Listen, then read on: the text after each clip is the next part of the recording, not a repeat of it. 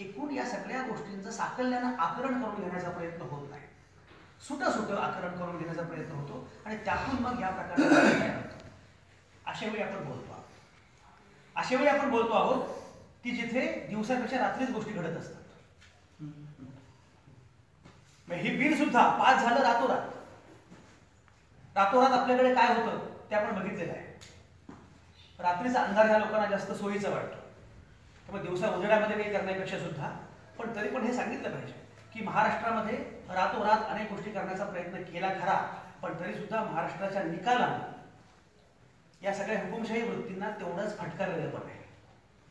जे खात्री होती, तुम्हाला मी सांगतो की मी आता संपादक म्हणून कव्हर करत असताना जेव्हा निवडणूक लागली, आचारसंहिता घोषित झाली, तोपर्यंत या राज्यामध्ये विरोधक आहे अशी वाटतच नव्हती. विरोधक अजिबात नव्हतं. देवेंद्र फडणवीसांची महाजनादेश यात्रा सुरू होती आणि देवेंद्र फडणवीसांची मुलाखत जवळपास 8-9 तास सलगपणे मी घेतली. एक दिवस सीएम सोबत अशा प्रकारे मी मुलाखत घेतली. त्या अख्ख्या मुलाखतीमध्ये तो पूर्ण रथ चाललेला असताना एकूण चित्र आणि सूर असा होता की आता विरोधक नाही, मी एकटाच आहे. विरोधी पक्षनेतेपद सुद्धा कोणाला मिळणार नाही, इतकी काँग्रेसची आणि राष्ट्रवादी काँग्रेसची अवस्था दयनीय आहे. हे का घडलं होतं? तो अख्खा इव्हेंट जो आहे तो त्यांनी ज्या प्रकारे मॅनेज केला त्याचा मी साक्षीदार होतो. त्याच्यामध्ये लोक यायचे मध्ये, हारतुरे, औक्षण, हे सगळं इट वॉज मॅनेज्ड. म्हणजे मी असं लिहिलं होतं माझ्या लेखामध्ये फेसबुकवर सुद्धा की एखाद्या साऊथ इंडियन भव्यपटाची आठवणी आहे, असा देवेंद्र बाहुबली नावाचा सिनेमा तयार झालेला आहे आणि त्या बाहुबलीला रोखायला कोणीही नाही, अशा प्रकारचं चित्र तयार झालं होतं. महाराष्ट्रातल्या जनतेनं, लोकांनी हे चित्र उलटून यासाठी लावलं आणि या अर्थानं लावलं की तोपर्यंत असा समज झाला होता की मनी, मॅनेजमेंट, मार्केटिंग आणि मीडिया या 4 आधारांवर निवडणूक जिंकणं शक्य आहे. निवडणूक जिंकण्यासाठी कुठल्याही सर्वसामान्य माणसाची गरज नाही. मतदार तुमच्या बाजूने आहे की नाही हा मुद्दाच नाही. मुद्दा जो आहे तो तुमच्याकडे पैसा पाहिजे, मार्केटिंग पाहिजे, व्यवस्थापन पाहिजे आणि सगळ्यात महत्वाचं म्हणजे माध्यम पाहिजे. आणि माध्यमं किती प्रकारे होती हे आपण बघितलेलं आहे. हे सगळं चित्र होतं आणि तरी सुद्धा त्यानंतर जो निकाल लागला, शरद पवार नावाचा एक चेहरा पुढे आला. शरद पवारांचं खूप कौतुक झालं, मीही खूप कौतुक केलं, पण हेही लक्षात घेतलं पाहिजे की शरद पवार मुळामध्ये त्या असंतोषाचे नायक ठरले की जो असंतोष मुळात लोकांच्या मनामध्ये होताच. लोकांना प्रश्न फक्त असा होता की असंतोष आहे, पण हा नायक कोण, पर्याय कोण? लोकसभेच्या वेळी लोकांच्या समोर मुद्दा हाच होता की आम्हाला हे सगळं बोलायचंय, आम्हाला हे करायचंय, पण हे करणार कोण, पर्याय कोण आहे? शरद पवारांच्या निमित्तानं लोकांच्या लक्षात आलं की yes, we have an option. तुम्ही लक्षात घेतलं पाहिजे की महाराष्ट्रासोबतच हरियाणाची निवडणूक झाली, पण त्या निवडणुकीमध्ये कुठल्याही तशा अर्थानं फार ग्रेट चेहरा नव्हता, पण तरी निकाल याच स्वरूपाचा लागला. याचा अर्थ असा आहे की लोकांना ही व्यवस्था बदलून टाकायची आहे अशा प्रकारचा एक निकाल लोकांनी अगोदरच दिलेला होता. निवडणूक झाली, निकाल लागला. मला असं वाटतं की अशी क्वचितच निवडणूक असेल की ज्या निवडणुकीच्या निकालांनी सगळेच खुश झाले. राष्ट्रवादी काँग्रेस खुश झाली कारण बापरे 54 जागा मिळण्याची शक्यताच नव्हती. काँग्रेसला तर 44 म्हणजे धक्काच होता. बीजेपी काँग्रेस संपेल असं म्हटलं गेलं होतं. 44. शिवसेनेला आपल्या जागांपेक्षा सुद्धा भाजप स्वबळावर सत्ता स्थापन करू शकणार नाही याचा अर्थ, आणि भाजपला काही का असेना सिंगल लार्जेस्ट पार्टी आपण आहोत याचा अर्थ. अख्ख्या निकालानं फक्त एकच माणूस दुःखी होता, तो देवेंद्र फडणवीस. कारण देवेंद्र फडणवीसांना ही अख्खी निवडणूक जी आहे ती भाजपच्या बळावर किंवा अशी नाही तर स्वबळावर आणि मी पुन्हा गेली, हे जे होतं ते मी पुन्हा गेले आणि जेव्हा आम्ही पुन्हा आलो असं झाल्यानंतर चित्र पूर्णपणे होतं.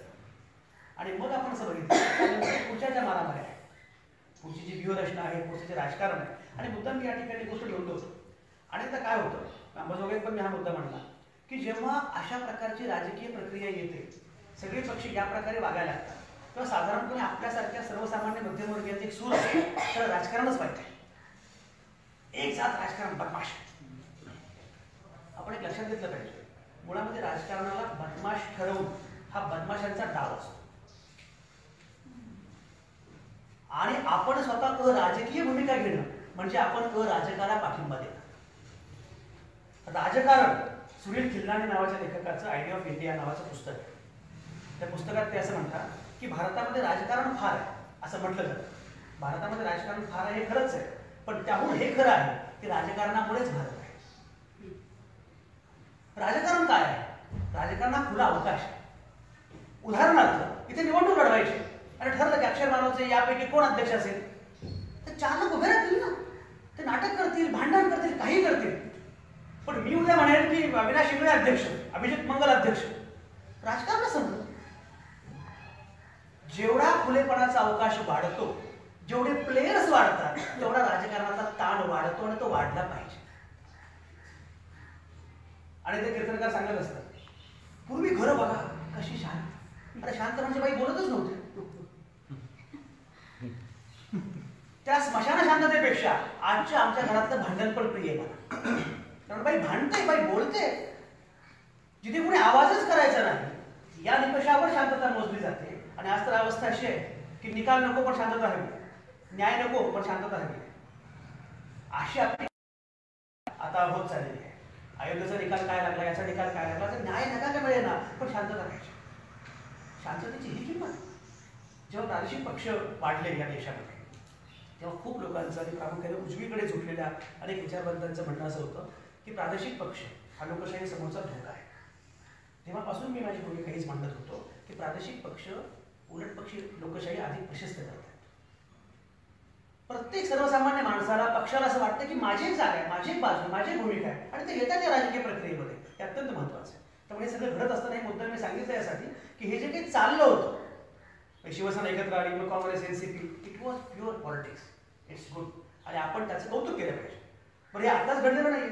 काँग्रेसच्या अधिवेशनामध्ये आपल्याला सत्ता मिळावी म्हणून लोकमान्य टिळकांनी तेव्हा भाडोत्री होऊन टाकले होते. तेव्हा असं काही समजू नका की राजकारण आताच घडत आहे. महात्मा गांधी हा फार थोर माणूस आहे खरं आहे, पण तो राजकीय कुरघोड्या म्हणून पण थोर होता, म्हणून तो थोर ठरला. नेहरू हा अतिशय मोठा माणूस होता हे बरोबर आहे, पण नेहरू पॉलिटिकली करेक्ट होते म्हणून नेहरू झाले, हे पण लक्षात घेतलं पाहिजे. मुद्दा असा की हे राजकारण सुरू झालं.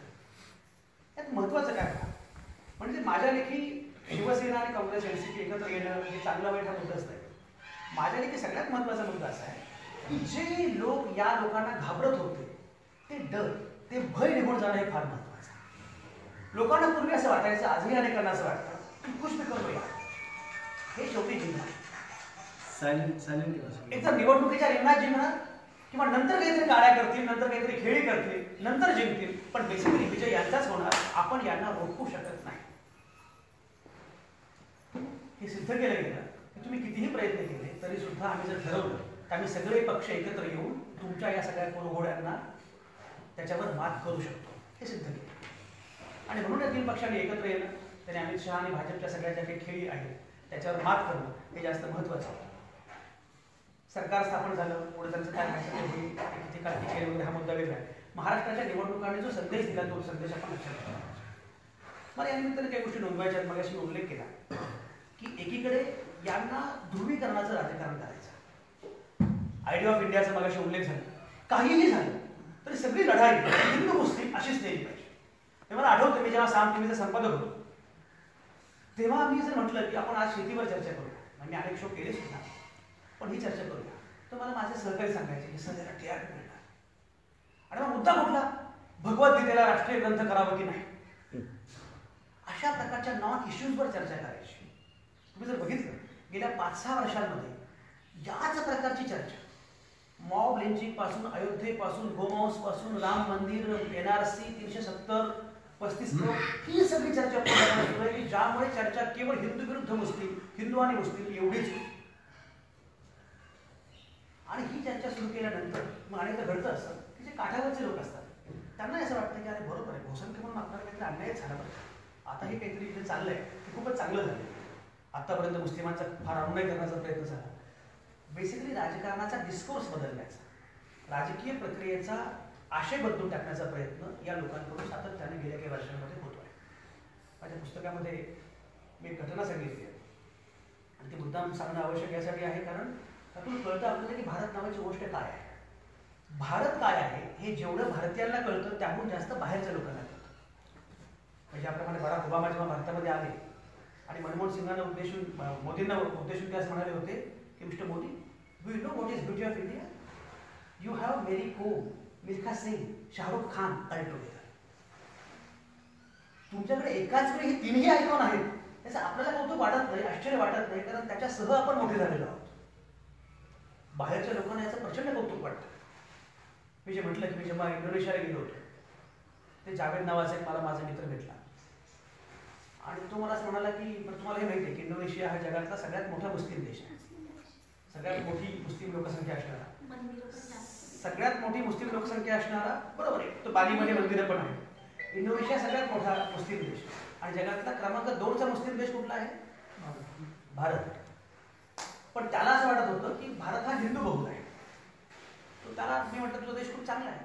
तो म्हटला माझा देश चांगला आहे, माझा देश मुस्लिम बहुल आहे, पण मला तुझा हिंदू बहुल देश बघायचा आहे आणि मी लवकरच भारतात येतोय तेव्हा मला तो बघायचा आहे. तो लवकरच भारतामध्ये येतो आहे असं म्हटल्यामुळे मी त्याच्या हिंदू बहुल या शब्दाला आक्षेप घेतला नाही. म्हटलं ठीक आहे, तू येशील तेव्हा तुला कळेलच. तुम्ही गंमत बघा, तो आला तर बऱ्यापैकी भारत पाहिला आणि त्यानंतर तर मला एक व्हॉट्सॲप केला की संजय, तुझा हिंदू बहुल देश आम्हाला फार आवडला. मी म्हटलं तू काय काय बघितलंस? तर म्हणजे ताजमहाल बघितला, लाल किल्ला बघितला आणि हॉटेल ताजमध्ये एक रात्र मुक्काम केला. मी त्याला म्हटलं माझा देश चांगलाच आहे, सुंदरच आहे, आवडावा असाच आहे, पण तू जे बघितलंस त्याच्यामध्ये हिंदू काहीच नव्हतं. ताजमहाल हिंदू नाही, लाल किल्ला हिंदू नाही, हॉटेल बाहेरच्या लोकांना याचं प्रचंड कौतुक वाटतं.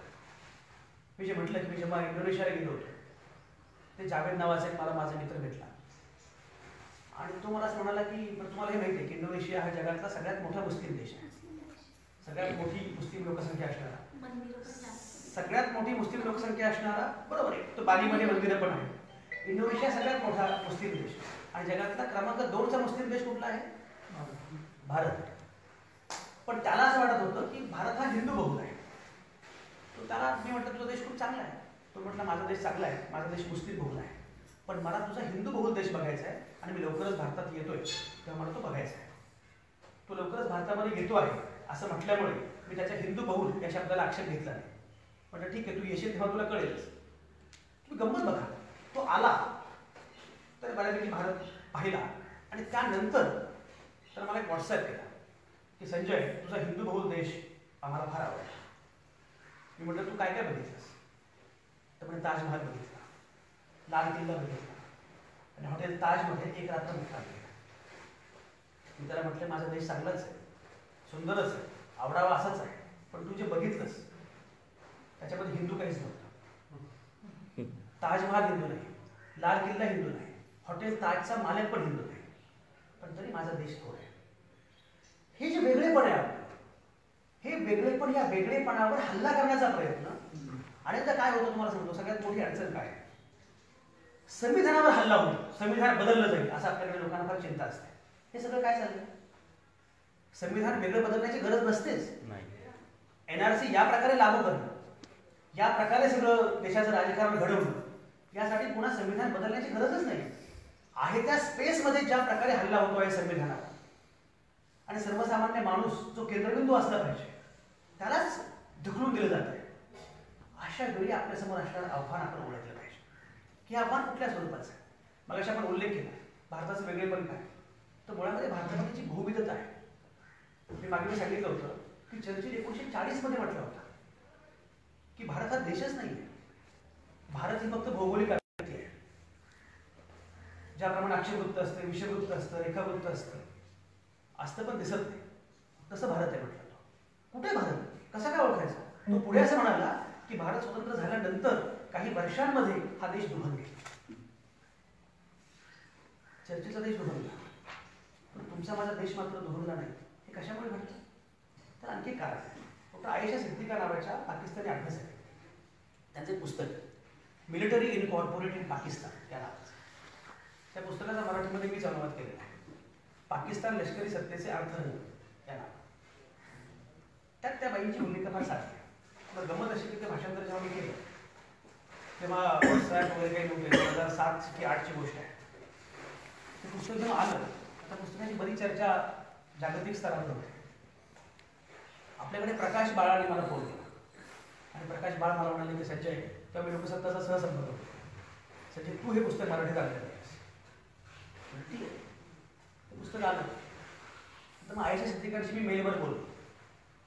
तर आयेशा सिद्दीका मला असं म्हणाल्या की संजय, हा स्कॉलरली एसे आहे, पण याच्यामध्ये बरेच तपशील हे भारताचं कौतुक करणारे आहेत. म्हणून हुरळून जाऊन तो अतिरेकी फुलवरा वापरू नको शब्दांचा. कारण हा निबंध आहे आणि माझं भारतावर जेवढं प्रेम आहे त्याहून जास्त पाकिस्तानवर प्रेम आहे, कारण मी पाकिस्तानी आहे. एवढा तिनं तो संशोधनपर अभ्यास केलेला. पण त्या पुस्तकात त्या बाईंनी खूप चांगली मांडणी केली. त्या बाईंचं म्हणणं असं आहे की भारत आणि पाकिस्तान या दोघांमध्ये फरक काय आणि साधन आहे. ते असं म्हणतात की भारत आणि पाकिस्तान या दोघांनी इतिहास शेअर केलेला आहे, भूगोल शेअर केलेला आहे, संस्कृती साधारणपणे शेअर केलेली आहे. एवढी शेअर केलेली आहे की हडप्पा बघायला आपल्याला जावं लागतं पाकिस्तान, मोहनजोदडो बघायला आपल्याला जावं लागतं पाकिस्तान. एवढी संस्कृती शेअर केलेली आहे. तरीही भारताचा भारत झाला आणि पाकचा पाक झाला. याचं मुख्य कारण तर त्यांचं म्हणणं असं आहे, याचं एकमेव कारण असं आहे, पाकिस्ताननं कायम आपल्या चर्चा विश्वाचा, धोरण विश्वाचा केंद्रबिंदू भारत ठेवला. आणि भारत म्हणजे भारतापासून भीती. आणि भारतापासून भीती म्हटलं की तारणहार आला. मग तारणहार कोण आलं? लष्कर.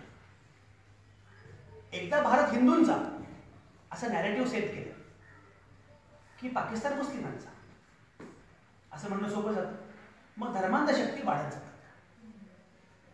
याच्या उलट भारतानं मात्र पाकिस्तानचा पराभव केला, धडा शिकवला अनेकदा. पण तरी सुद्धा भारताच्या चर्चा विश्वाचा, धोरण विश्वाचा केंद्रबिंदू कधीच पाकिस्तान नव्हता, तो भारतच होता. भारत होता आणि भारतातला सर्वसामान्य माणूस होता. तुम्ही आता बघा, आता नेमकं हे नॅरेटिव्ह पूर्णपणे उलट करण्याचा प्रयत्न सुरू आहे. या देशामध्ये कधी नव्हे पाकिस्तान एवढा महत्वाचा झालेला आहे. म्हणजे तुम्ही कल्पना करा की अर्णब गोस्वामी सारखा माणूस रिपब्लिक चॅनल सुरू करतो. तिथे टॅगलाईन काय असते? पाकिस्तान हेडेक. काय संबंध आहे? चॅनल भारताचं, जर्नलिझम भारताचं, आणि त्याची टॅगलाईन पाकिस्तान हेडेक. हे काय सुरू आहे? जाणीवपूर्वक पाकिस्तानला केंद्रबिंदू करायचा आणि मग एकदा पाकिस्तानला शत्रू मानलं की आपल्याला आपलं हिंदू राष्ट्र करणं सोपं जाईल, असा हा सगळा या लोकांचा. बरं, आता एनआरसीच्या निमित्ताने चर्चा सुरू आहे आणि अमित शहा असं म्हणतात की फाळणी तुम्ही केली धर्माच्या आधारावर, म्हणून आम्ही हे करतो आहोत. धर्माच्या आधारावरच्या फाळणीची कल्पना कोणाची आहे हे काही आपल्याला माहित नाही असं नाही. द्विराष्ट्रवादाचा सिद्धांत सावरकरांनी मांडला, जिनांनी मांडला. काँग्रेसनं कधीही गांधी, नेहरू, आंबेडकर हाही मुद्दा एक अत्यंत महत्वाचा आहे. आपण कायम काय करतो? सगळ्यात मोठी गफलत आपली काय झाली आणि सगळ्यात मोठं पाऊल या लोकांनी काय उचललंय? सगळ्यात महत्वाचं म्हणजे या लोकांनी महापुरुषांचं अपहरण केलं. आणि ते अपहरण का केलं? तर आपण शांत बसतो. आपण गांधीवादी असो तर आपण आंबेडकरांबद्दल बोलणार पडते. जे आंबेडकरवादी आहेत त्यांना गांधीची चिंता नाही आणि गांधीबद्दल काही चर्चाच करायची. मागे मी नागपूरला गेलो होतो. दीक्षाभूमीवर माझं एक भाषण होतं, संविधान दिन होतं. सुखदेव थोरात यांनी आम्ही असे काही बरेच वक्ते होते. तर नागपुरातल्या काही मित्रांना मी मेसेज केला, त्याने माझं सोडा पण सुखदेव थोरातांचं भाषण आहे, तुम्ही ऐकायला या आणि संविधान दिन आहे. नागपुरातले लोक मला मेसेज म्हणतात, हो संविधान दिन ना, तर आमच्याकडे बौद्ध फार चांगला साजरा करतात. बौद्धांचं काय संबंध? तुम्ही बघा, संविधान दिन म्हणजे बौद्धांचा कार्यक्रम आहे, अशा प्रकारची चर्चा आपण करतो. त्यांना असं वाटतं आणि त्यांना असं वाटतं की माझ्या बापाने घटना लिहिली. तुझा काय, तो आमचाही बाप आहे, त्यांनी घटना लिहिली हे पण खरं आहे. बाबासाहेब आंबेडकर हे राज्यघटनेचे शिल्पकार आहेत हेही खरं आहे. पण घटना लिहिली याचा अर्थ असा नाही की मी दरवाजा बंद करतो आणि थोडंसं मी जरा लिहितो आणि आलो बाहेर की बघा काय. बाबासाहेबच राज्यघटनेचे शिल्पकार आहे, त्याच्यामध्ये काहीही शंका नाही. पण हे लक्षात घेतलं पाहिजे की राज्यघटना हा एका राजकीय प्रक्रियेचा भाग आहे. तुम्ही जेव्हा असं म्हणता की संविधान माझं आहे, तेव्हा तुम्हाला ती राजकीय प्रक्रिया पण स्वीकारावी लागते. आणि त्या राजकीय प्रक्रियेमध्ये गांधी येतात, नेहरू येतात, आंबेडकर येतात. आपण सुट करतो. मग जेव्हा तुम्ही आंबेडकरांपासून गांधीला सुट करता तेव्हा गांधींचं अपहरण करण्याचा प्रयत्न होतो. जेव्हा नेहरूंना सुट करता तेव्हा नेहरूंची बदनामी करायचा प्रयत्न होतो. आणि या लोकांचं ठरलेलं आहे गांधींचं अपहरण करायचं, आंबेडकरांचं अपहरण करायचं आणि नेहरूंना बदनाम करायचं. नेहरूंचं अपहरण कोणी करत? नेहरूंना बदनाम करायचं. बदनामी एवढी की नेहरूंनी 2 मुलींना मिठी मारली, 2 महिलांना मिठी मारली, तो फोटो मग त्या महिला कोण असतात? विजयलक्ष्मी पंडित आणि नयनतारा सहगल, त्याची सख्खी बहीण आणि सख्खी भाची, तिला मिठी मारतानाचा फोटो आणि खाली नेहरू उभं म्हणायचं. मला संघाचे गृहस्थ म्हणाले, मला नेहरू आवडतात. म्हटलं म्हणूनच आवडतात. तुमचा प्रॉब्लेम काय? नेहरूंची प्रतिमा कमालीची मनन करायची, गांधींचं अपहरण करायचं सोयीनुसार, आंबेडकरांचा आणि त्याच्यापेक्षा गांधींचं अपहरण करण्याचा प्रयत्न का केला जातो? कारण गांधी आपल्याला नीट कळलं असतं. आपण त्या गांधीचं रूपांतर खडूस म्हाताऱ्यामध्ये करून टाकलेलं आहे. गांधी किती मिस्किल होते, गांधी किती सगळ्यांच्या सोबत होते याची आपल्याला कल्पनाच नाही. तुम्हाला मी सांगितलं काय माहित नाही, आता इन्फॉर्मली बोलतोय म्हणून. जळगावला तर हे नाही का काय तुमचं गांधी तीर्थ, तिथे मी गेलो होतो. भवरलाल जैनांचं जे आहे तिथे गेलो. तिथे माझं व्याख्यान होतं. तिथे गेलो, तिथे अगोदर जेवण वगैरे होतं. म्हणजे जेवायचं आणि मग जायचं काय शाकाहारी जेवण आहे. म्हटलं मी शाकाहारी काही अडचण नाही, जेवण घेतलं. आणि जरा खाल्ल्यावर माझ्या लक्षात आलं की अरे जरा आता हे जास्त होईल, भाषण करायचं आहे, खूप जड होईल. तर मी थोडीशी भाजी आणि एक पोळी ठेवली, अर्धी पोळी ठेवली आणि गेलो परत ठेवलं. मला ते संपवलं होतं ताटात. म्हटलं होतं मला नाही जात नाही, आता पटकन खाऊन टाका. तर तुम्ही अगोदर म्हटलं असतं तर तुम्ही खाल्लं असतं. तर आता मी ते ताट वाटी सगळं एकत्र केलेलं आहे, आता मी ते कसं खाऊ शकतो? नाही, हे पूर्ण खाल्ल्याशिवाय, ताट रिकामं असल्याशिवाय इथे चालतच नाही. हा नियमच आहे. जे आयोजक होते त्या आयोजकांनी म्हटलं की अरे हे काय करायचं? त्या आयोजकांनी हातभरपणे बघितलं, इस बारे में हम भी कुछ नहीं कर सकते. त्यांनी गांधीचा दहशतवादी करून टाकलेला आहे की आपण गांधीवादी आहोत. म्हणजे गांधीने सांगितलं ना ताटामध्ये काय असतं कामा काय. आपला प्रॉब्लेम हा झाला की गांधी किती मिस्किल होते. ते मागे मी गंमत सांगितली की गांधीकडे असा आश्रम होता आणि आश्रमामध्ये रोज सकाळी प्रार्थना व्हायची आणि तेव्हा खूप लोक यायचे दर्शनाला, भेटीसाठी यायच्या आणि आश्रमासाठी काही भेटी यायची, गिफ्ट्स. पण गांधी लोकशाहीवादी असल्यामुळे आणि पारदर्शक असल्यामुळे, आता पारदर्शक शब्द बदनाम होणार, त्यामुळे गांधीजीचं वैशिष्ट्य असं होतं की सगळ्या भेटी एकत्र ठेवल्या जायच्या आणि त्या भेटी मग आश्रमाला द्यायच्या. आता आठवण म्हणून सांगतो फक्त, नथुराम गोडसेनं अशीच एक आश्रमाला चपलांचा बॉक्स पाठवला होता.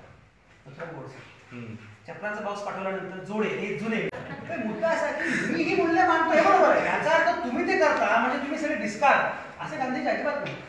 आपण गांधींचं रूपांतर ज्या प्रकारच्या दहशतवाद्यामध्ये करून टाकलेलं आहे. पण लेगरो मुन्नाबाईसारखा सिनेमा येतो.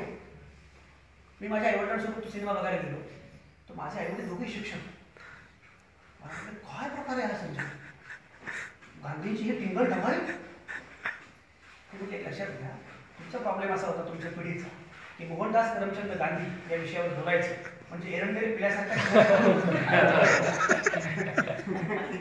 कळलंय की गांधी हा प्रॉब्लेम नाही आहे, गांधी सोल्युशन आहे आणि सोल्युशनकडे या संघानं बघितलं पाहिजे.